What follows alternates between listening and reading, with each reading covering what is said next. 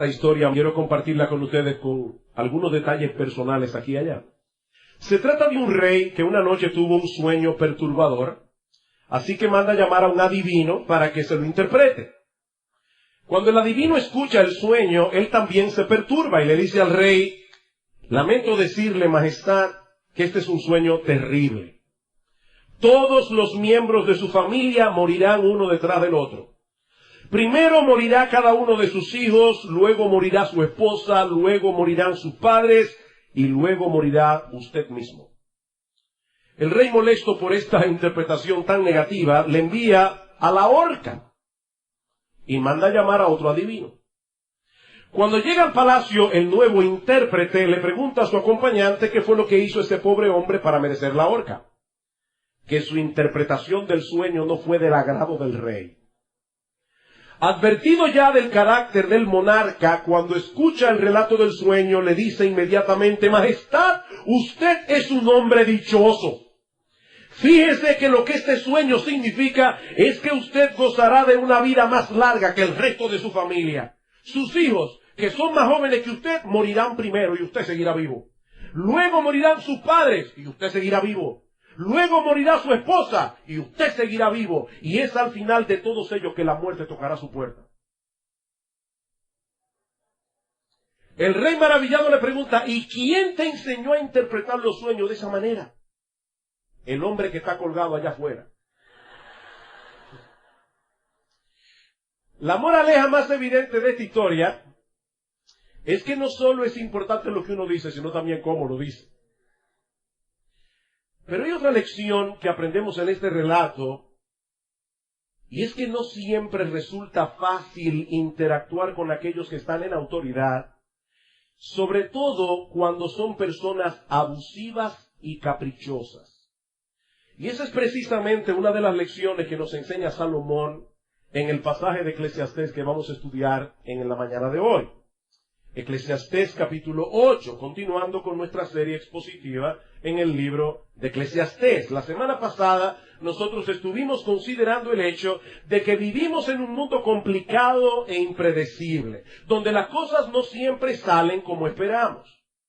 Hacemos las cosas de cierta manera, esperamos ciertos resultados, pero entonces ocurre lo que según nuestra lógica no debiera suceder.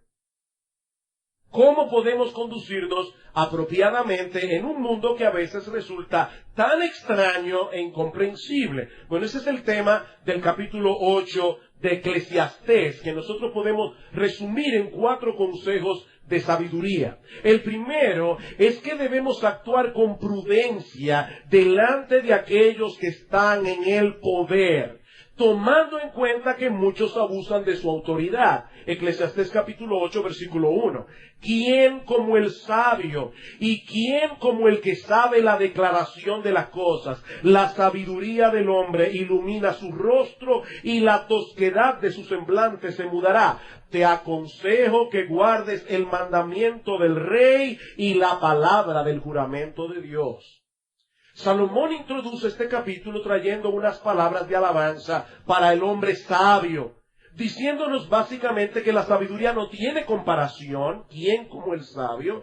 Que la sabiduría nos ayuda a solucionar algunos de los enigmas que encontramos en esta vida, y que el hombre sabio es transformado aún en su semblante por su sabiduría. Ahora es importante señalar aquí, hermanos, antes de proseguir, que la sabiduría de la que habla Salomón en este pasaje no señala a un individuo que tiene un alto coeficiente intelectual o a una persona que está muy bien preparada académicamente, sino más bien a un individuo que vive en el temor de Dios. Una persona que vive en el temor de Dios. El principio de la sabiduría es el temor del Señor, dice Salomón en Proverbios capítulo 1, versículo 7. Este tipo de temor del que habla Salomón aquí es una mezcla de asombro, reverencia, amor, admiración por la persona de Dios.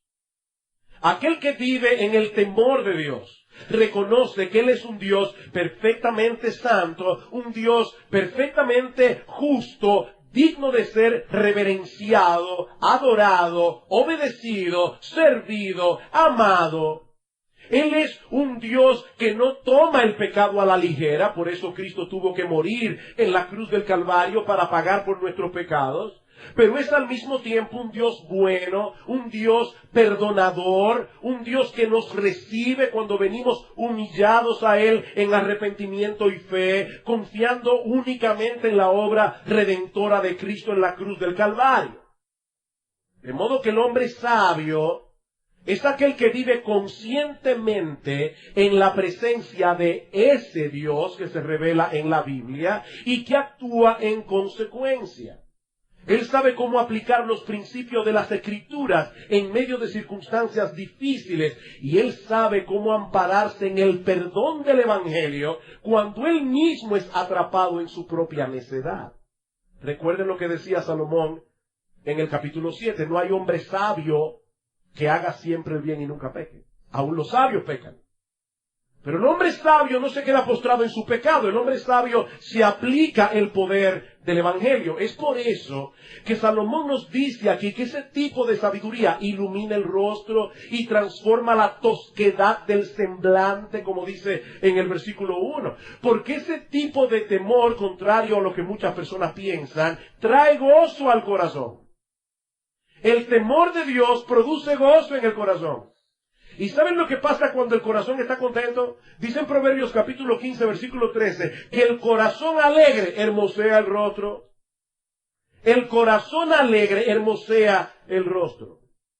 Matthew Parris es un periodista inglés nacido en África, que a pesar de ser ateo, escribió un artículo para el Times con un título sumamente interesante. Escuchen el título de este artículo de Parris: ¿por qué África necesita a Dios? A pesar de su ateísmo, Parris tuvo que admitir que el cristianismo hace una diferencia tangible en las vidas de las personas que él conoció desde que era un niño en Malawi y en otros países de África. Y él no solo admiraba la buena obra que los cristianos hacían para cuidar a los pobres, a los enfermos, sino que también le llamaba la atención la forma como los cristianos se veían. Los cristianos eran diferentes, dice él. Su fe parecía haberlos liberado y relajado. Había en ellos una vivacidad, una curiosidad, un compromiso con el mundo. Cada vez que entrábamos en un territorio en el que trabajaban misioneros, teníamos que reconocer que algo había cambiado en los rostros de las personas que veíamos y con las cuales hablábamos.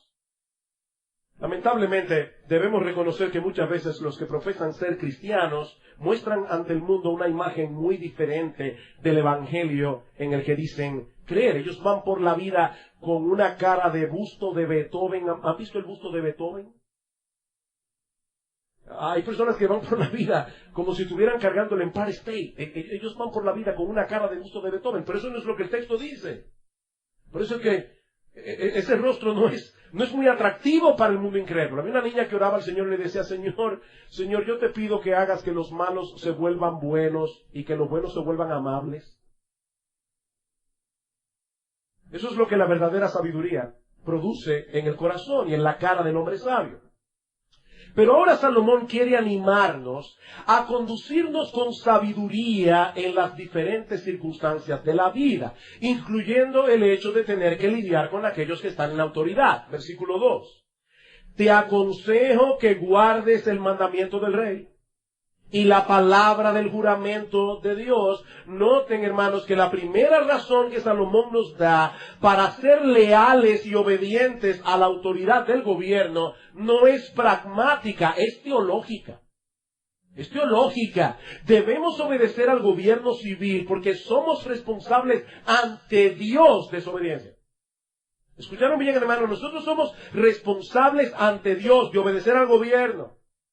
Y aunque nosotros no somos una nación teocrática y nuestros presidentes no descienden de David, como era el caso de Israel en los días de Salomón, lo cierto es, mis hermanos, que el gobierno humano en cualquier parte del mundo, el gobierno humano fue instituido por Dios para que haya orden en el mundo. Un mal gobierno siempre será mejor que la anarquía. Un mal gobierno siempre será mejor que la anarquía. De manera que la obediencia a las autoridades civiles es a final de cuentas un problema religioso. Ese es el argumento de Pablo en Romanos capítulo 13. Y recuerden que cuando Pablo escribió la carta a los romanos, el mundo entero estaba bajo el gobierno del Imperio Romano. Y sus césares eran en muchos casos terriblemente inmorales, eran tratados como dioses. Y aún así Pablo escribe en Romanos 13, sométase toda persona a las autoridades superiores. Porque no hay autoridad sino de parte de Dios. Y las que hay por Dios han sido establecidas. De modo que quien se opone a la autoridad, a lo establecido por Dios, resiste. Y los que resisten acarrean condenación para sí mismos. Por supuesto, si la autoridad del gobierno proviene de Dios, eso quiere decir que es una autoridad delegada. De manera que tan pronto haya un conflicto entre la autoridad del gobierno y la autoridad de Dios, entonces, hermanos, tenemos que obedecer a Dios antes que a los hombres, como dice Pedro en Hechos capítulo 5, versículo 29.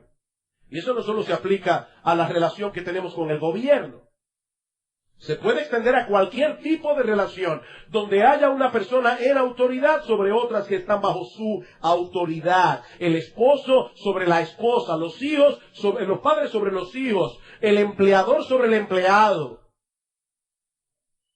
Mis hermanos, nosotros estamos viviendo en una época donde los héroes son aquellos que no se someten a la autoridad. El héroe de nuestra generación es tipo Jack Bauer, para los que han visto 24.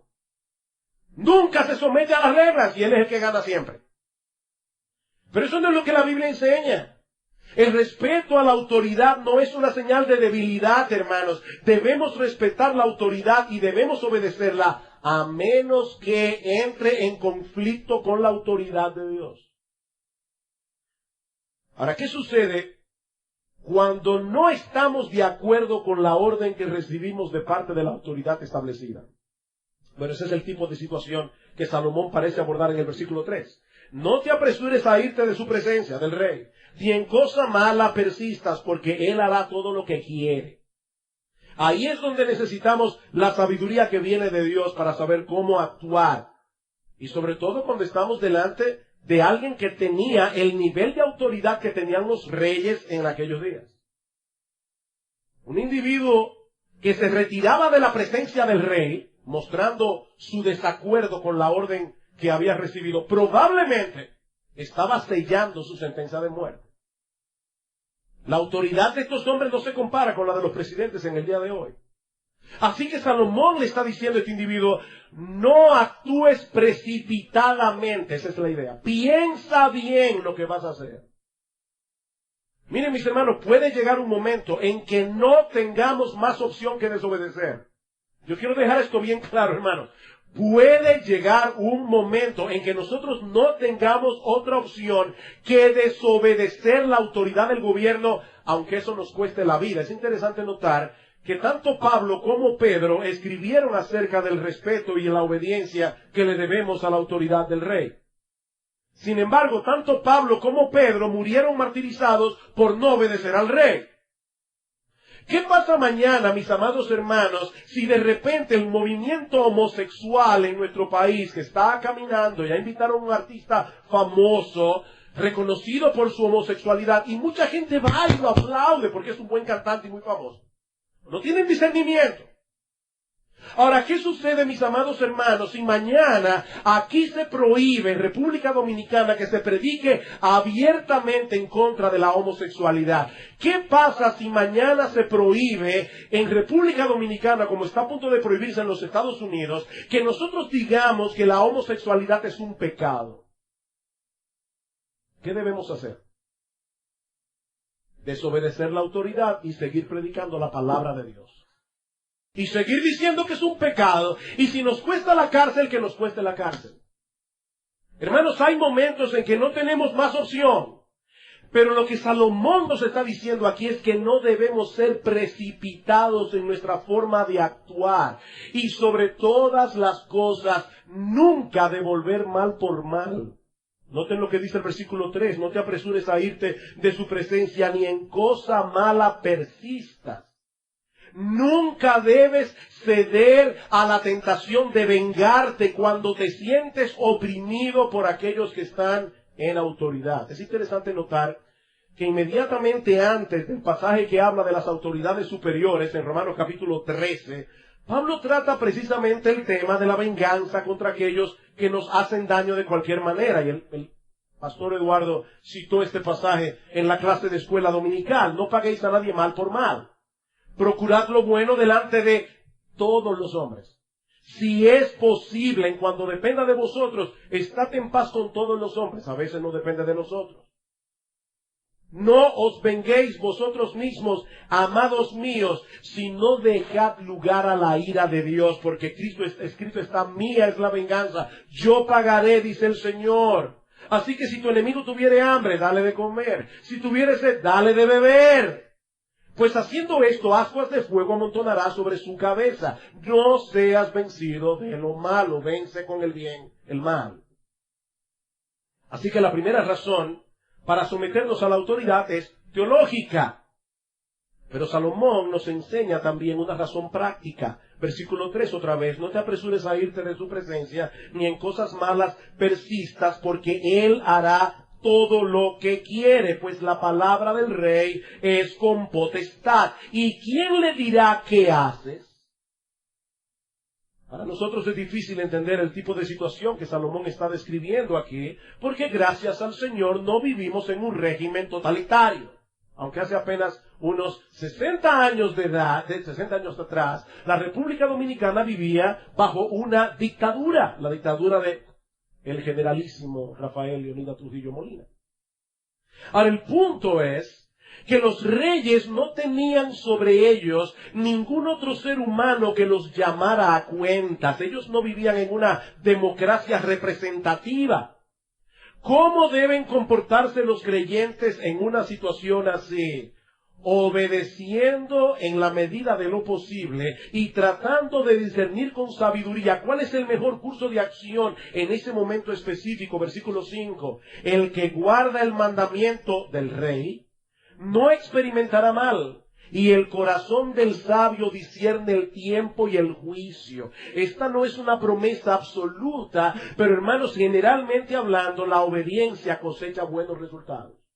Generalmente hablando, la obediencia cosecha buenos resultados. Y otra vez tenemos que pensar en Romanos capítulo 13. ¿Qué dice Pablo allí? Que los magistrados no están para infundir temor al que hace el bien, sino al malo. ¿Quieres pues no temer la autoridad? Haz lo bueno y tendrás alabanza de ella. La autoridad está supuesta a castigar a los que violan la ley. Ahora, hermanos, la realidad del mundo en que vivimos es que no siempre es así. La autoridad está supuesta a castigar al que hace el mal. Pero la verdad es que no siempre es así. De manera que el hombre sabio tendrá que considerar con cuidado cuál es el mejor curso de acción en cada caso. Yo no puedo darles hoy un principio que funcione para todo, porque ese principio no existe. Nosotros tenemos que decir, Señor, en este momento, ¿qué hago? ¿Qué hago aquí?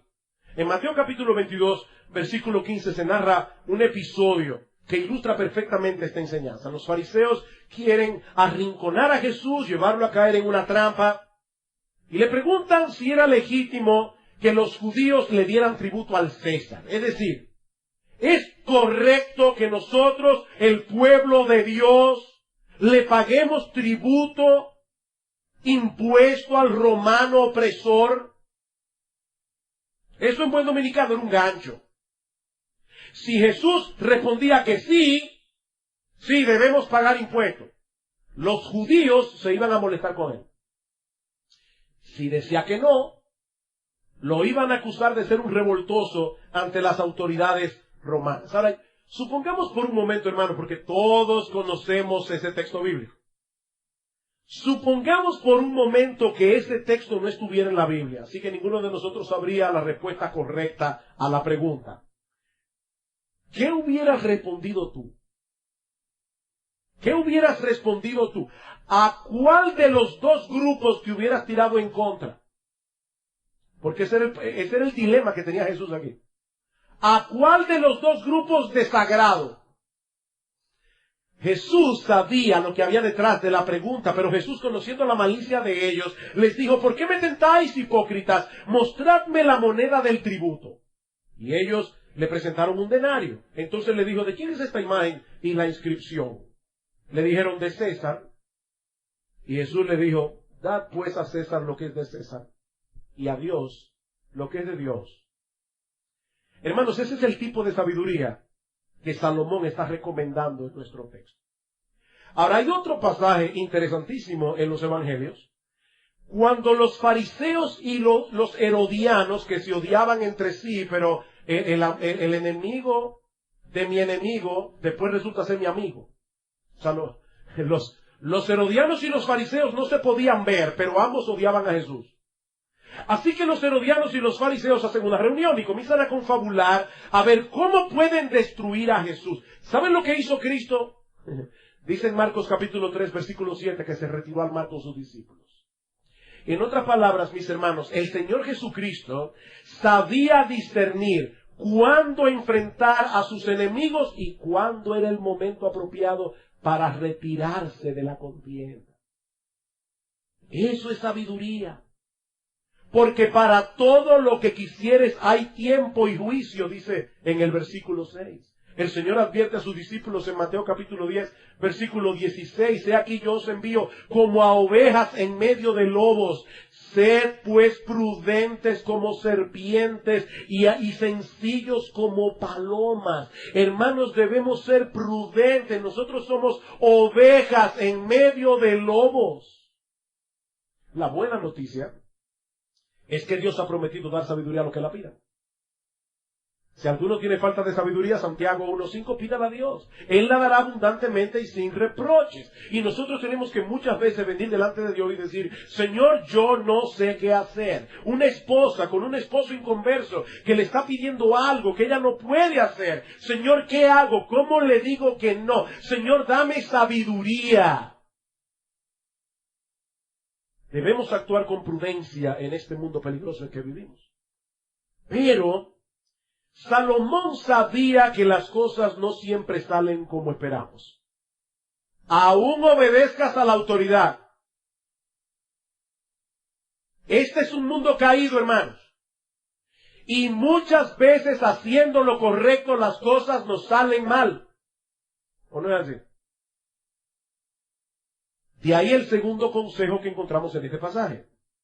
Y es que debemos aceptar con mansedumbre y confianza aquello que no podemos cambiar. Debemos aceptar con mansedumbre y confianza aquello que no podemos cambiar. Versículo 6. Porque para todo lo que quisieres hay tiempo y juicio, porque el mal del hombre es grande sobre él, pues no sabe lo que ha de ser y el cuándo haya de ser. ¿Quién se lo enseñará? Tú actúas de cierta manera, eres una persona sabia, eres una persona prudente, pero ¿sabes una cosa? Tú no sabes cómo va a reaccionar el que tenga autoridad. Hay gente caprichosa. Lo que Salomón está diciendo aquí es muy sencillo. Nadie sabe con seguridad lo que va a suceder en el futuro. Nadie.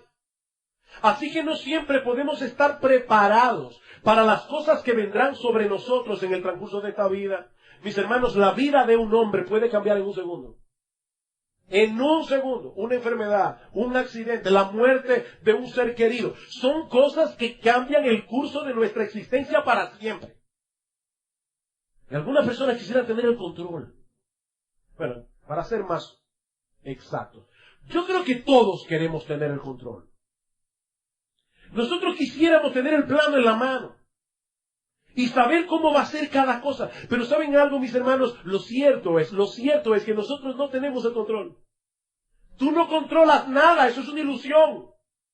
No tenemos control, no conocemos el futuro. De hecho, tampoco tenemos control sobre el presente. Versículo 8. No hay hombre que tenga potestad sobre el espíritu para retener el espíritu. No me voy a morir. Ajá. O sea, tú puedes decidir que tú no te mueres hoy.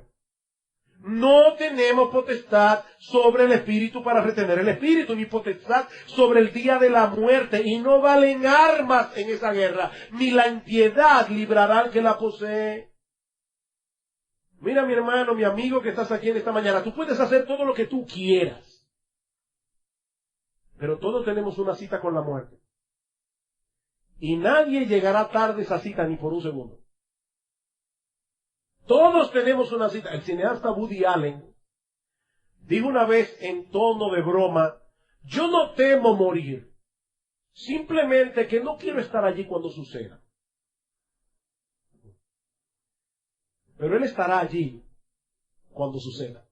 Y tú y yo también. No es la muerte del vecino, es la muerte tuya. Todos vamos a estar allí. Y cuando llegue ese momento, no importa cuán poderoso pudo haber sido un hombre en esta tierra, no importa cuánto haya pecado y haya hecho su voluntad en este mundo, que es lo que dice en el versículo 8, la impiedad no librará al que lo posee. No importa, hermanos, todos tendremos que comparecer ante el tribunal de Dios para dar cuenta de nuestra vida. Es con esa conciencia que los cristianos podemos descansar tranquilos. A pesar de las injusticias que se cometen en el mundo, versículo 9, todo esto he visto y he puesto mi corazón en todo lo que debajo del sol se hace. Hay tiempo en que el hombre se enseñorea del hombre para mal suyo. Eso no lo podemos impedir, hay tiempo. Que Dios en su providencia permite que algunos hombres se enseñoreen sobre otros hombres para hacer mal.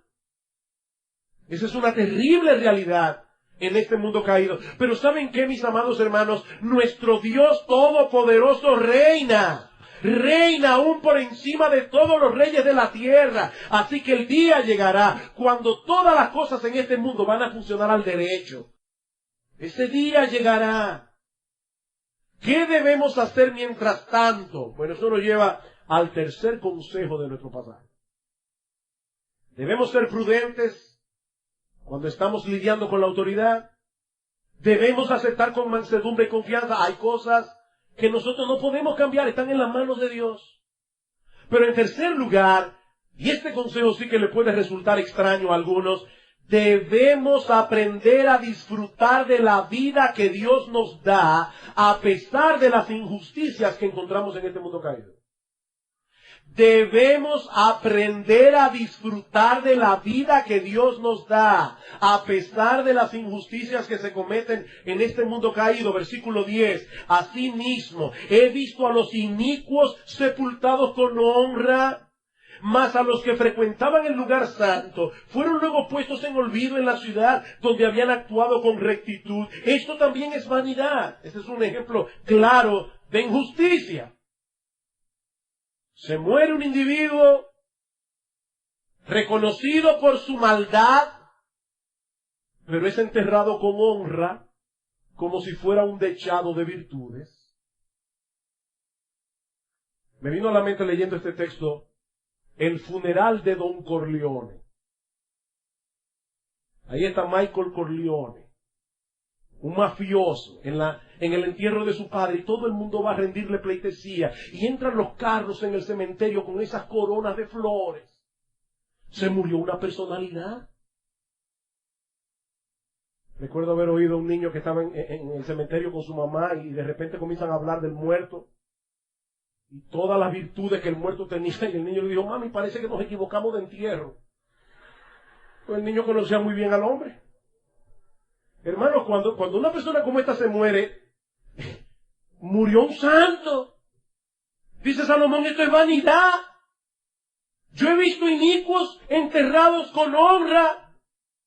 Versículo 11, por cuanto no se ejecuta luego sentencia sobre la mala obra, el corazón de los hijos de los hombres está en ello dispuesto para hacer el mal. Algunos comentaristas entienden que Salomón se está refiriendo aquí a lo que sucede en muchos tribunales humanos. Los malos no reciben el castigo que merecen. ¿Y saben lo que ocurre en una nación donde la justicia se puede comprar? Donde los malos no reciben el castigo que merecen, que eso incentiva que se haga más mal. Por eso es que yo personalmente, y porque creo que la Biblia así lo enseña, hermanos, yo estoy a favor de la pena capital en ciertos casos. Yo creo que hay ciertas personas a las que debieran fusilarlas. Ay, pero qué falta de amor. No, es por amor a la ciudadanía. Porque cuando tú proteges al malhechor, estás yendo en contra del inocente. No, la Biblia habla de la pena capital. En ciertos casos, repito. Cuando los tribunales no hacen lo que tienen que hacer, están incentivando la maldad. Hay un proverbio español que dice que las leyes son como las telas de araña. Atrapan a las moscas y dejan escapar a los halcones. Y Robert Frost,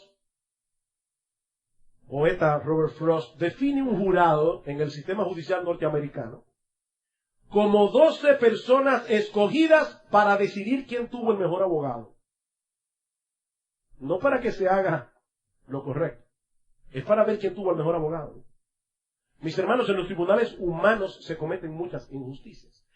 Ahora, hay otras personas, y personalmente yo tiendo a pensar así, que enseñan que este versículo no se refiere a los tribunales humanos, sino a Dios. Sino a Dios. Como Dios no castiga de inmediato la maldad de los hombres, estos presuponen erróneamente que no recibirán el castigo que merecen. Y siguen haciéndolo mal. Mucha gente se pregunta, ¿por qué Dios permite que los malos se salgan con la suya y no los envía al infierno de una vez? ¿Alguna vez tú has pensado así?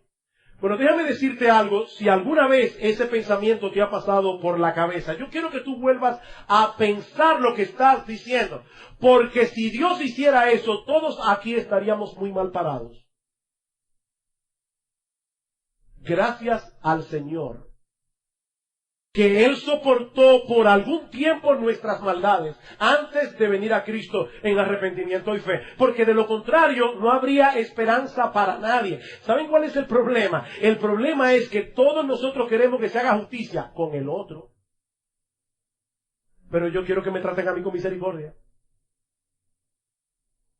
Pero es por su paciencia y por su misericordia que muchos Saulos de Tarso terminan convertidos como el apóstol Pablo, predicando el evangelio que en una ocasión aborrecían. Así que gracias a Dios por su paciencia. Gracias a Dios por su misericordia.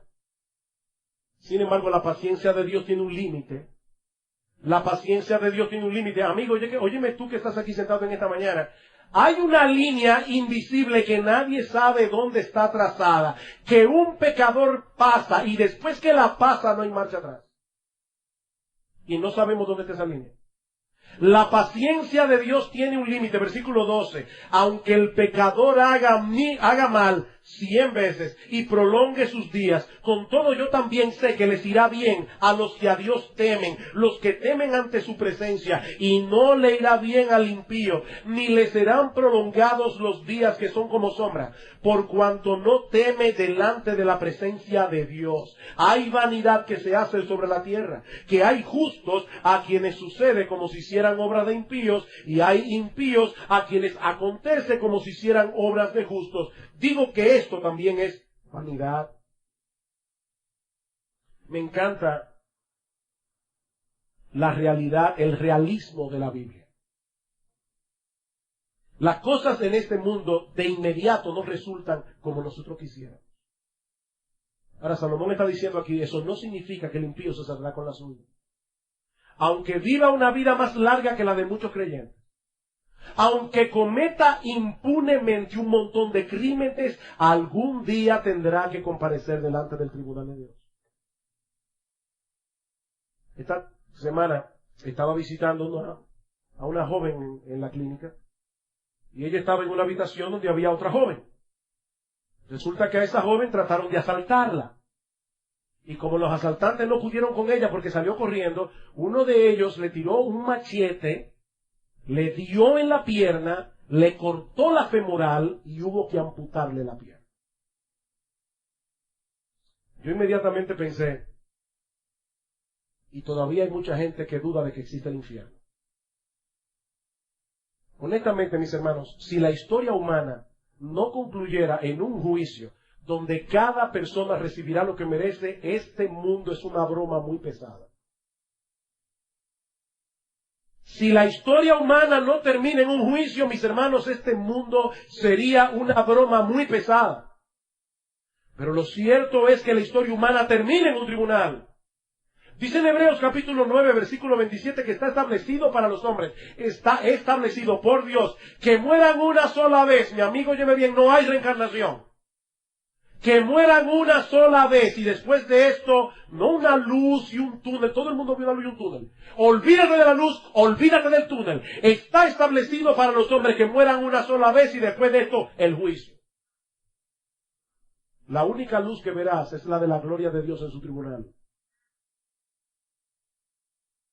Dice en Gálatas capítulo 6, versículo 7, Dios no puede ser burlado. Dios no puede ser burlado. Todo lo que el hombre sembrare, eso también segará. Así que, y aquí llegamos a la parte extraña de este texto, podemos esperar pacientemente en la justicia de Dios y mientras tanto disfrutar de los buenos dones que Él nos da. Versículo 15. Por tanto, alabé yo la alegría. ¿Ven la conclusión de Salomón? Yo alabé la alegría que no tiene el hombre bien debajo del sol, sino que coma y beba y se alegre y que esto le quede de su trabajo, los días de su vida que Dios le concede debajo del sol. Algunos leen este versículo como si Salomón lo hubiera escrito en un tono de resignación. O sea, como este mundo es tan injusto, goza todo lo que puedas mientras puedas, porque no hay nada más. Y yo no creo personalmente que Salomón escribió este versículo en ese tono. Yo creo que estas palabras son muy similares a la que ya hemos visto en este estudio de Eclesiastés una y otra vez, donde Salomón nos invita a disfrutar de las buenas cosas que Dios nos da, a pesar de las dificultades, a pesar de las paradojas que nosotros encontramos en este mundo tan complicado. Eclesiastés capítulo 2. Versículo 24, no hay cosa mejor para el hombre, sino que coma y beba y que su alma se alegre en su trabajo. También he visto que esto es de la mano de Dios. ¿Escucharon bien, hermanos? Dios, como hemos dicho muchas veces, Dios no es un matagozo cósmico.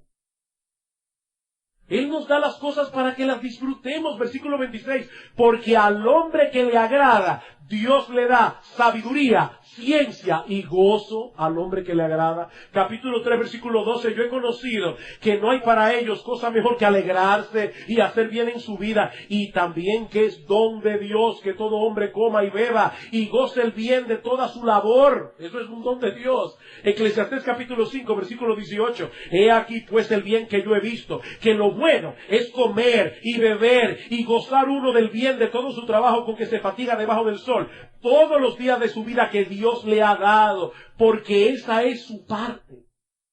Esa es su parte, asimismo, a todo hombre, a quien Dios, no el diablo, Dios da riquezas y bienes y le da también facultad para que coma de ellas y tome su parte y goce de su trabajo. Esto es un don de Dios. Esto es un don de Dios.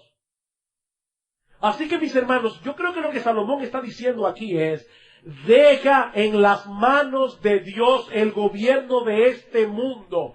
Espera pacientemente que Él haga justicia en su momento oportuno y disfruta al mismo tiempo de las cosas que Él nos da de pura gracia, porque Él las da para que las disfrutemos, como dice Pablo en 1 Timoteo 6:17. Dios nos da las cosas en abundancia para que las disfrutemos. Hay personas que no pueden vivir tranquilas. Abren los periódicos por la mañana y se amargan el día entero. ¿Y cómo es posible? ¿Y cómo es posible?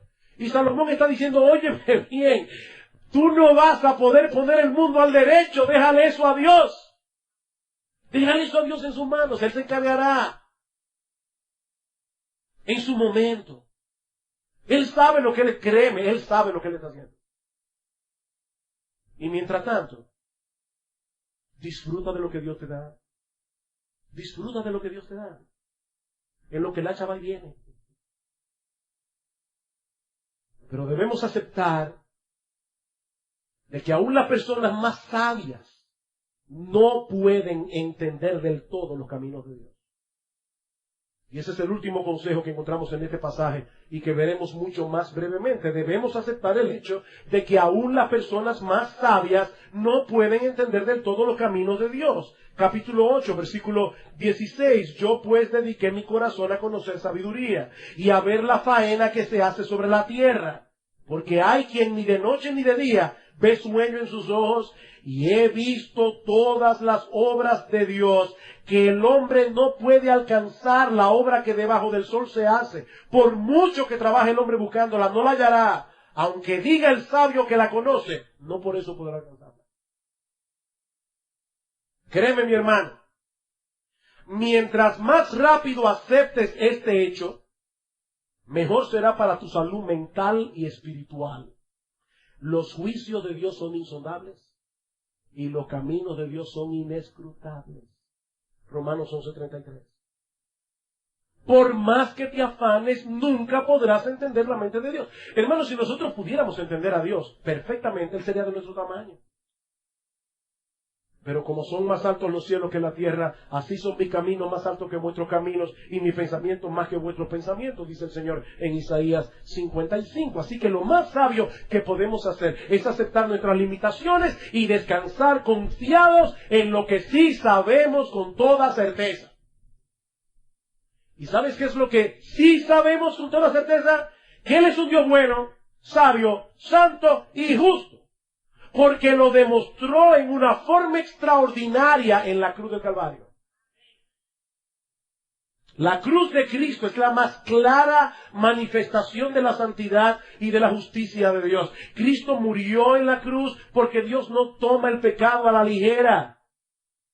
Por eso envió a su propio Hijo, la segunda persona de la Trinidad, para recibir en nuestro lugar el castigo que nosotros merecíamos. Pero la cruz es también la más clara manifestación de su sabiduría. Hermanos amados, ¿a quién se le hubiera podido ocurrir un plan de salvación como el que encontramos en la Biblia? Que la deuda infinita del hombre la pagara el Dios infinito hecho hombre muriendo en la cruz. Oh, profundidad de la sabiduría y de la ciencia de Dios. El justo murió por los injustos para llevarnos a Dios, como dice en 1 de Pedro capítulo 3, versículo 18. Nuestro Dios es santo, nuestro Dios es justo, nuestro Dios es sabio. Pero en la cruz vemos también una increíble, maravillosa, sorprendente muestra de la bondad y el amor de Dios para con sus criaturas pecadoras que merecían sin lugar a dudas la condenación del infierno. Y ahora yo me pregunto, queridos hermanos, ¿acaso no podemos confiar en un Dios como el nuestro? El único Dios vivo y verdadero, aunque no podamos entender del todo su gobierno providencial en este mundo. Recientemente, lo que estamos siguiendo el plan de lectura de 2 años, terminamos el libro de Job, hace 3 días atrás. Y esa es la gran lección del libro de Job. Job no le pidió a Dios que le devolviera su riqueza, Dios no le pidió a Dios que le devolviera la salud, Dios simplemente le dijo, Dios, ¿tú puedes explicarme lo que estás haciendo? Es todo lo que te pido.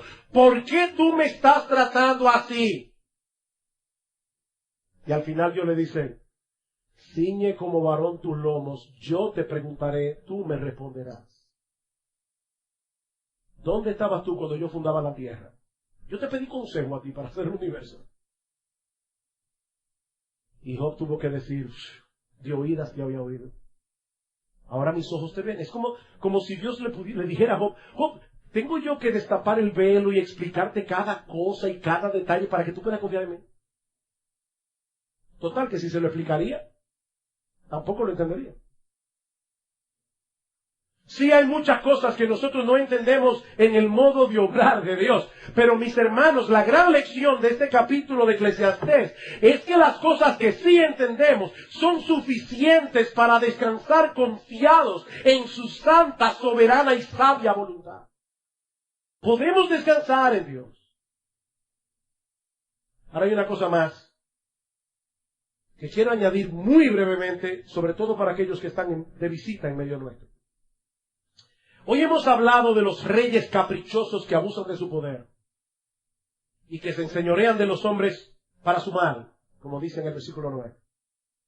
Pero yo no quisiera, mi amigo, terminar este mensaje sin presentarte a otro rey. Yo quiero dejar en tu mente y en tu corazón a otro rey. A uno que posee suprema autoridad sobre todas las cosas que Él ha creado, incluyendo a los soberanos de este mundo, y cuyo reino no tendrá fin. Este rey es Jesucristo, que por amor a pecadores se humilló hasta lo más bajo, muriendo en nuestro lugar en la cruz del Calvario, pero luego fue exaltado hasta lo sumo y se le dio un nombre que es por encima de todo nombre, para que en el nombre de Jesús se doble toda rodilla y toda lengua confiese que Jesucristo es el Señor, para la gloria de Dios el Padre. Mi amigo, algún día, todos tendrán que postrarse ante ese rey y reconocer su señorío. Pero hoy se te está concediendo la oportunidad de que reconozcas el reinado de Cristo para tu salvación y no para tu condenación. Hoy se te está dando esa oportunidad. Él también se enseñorea sobre sus súbditos.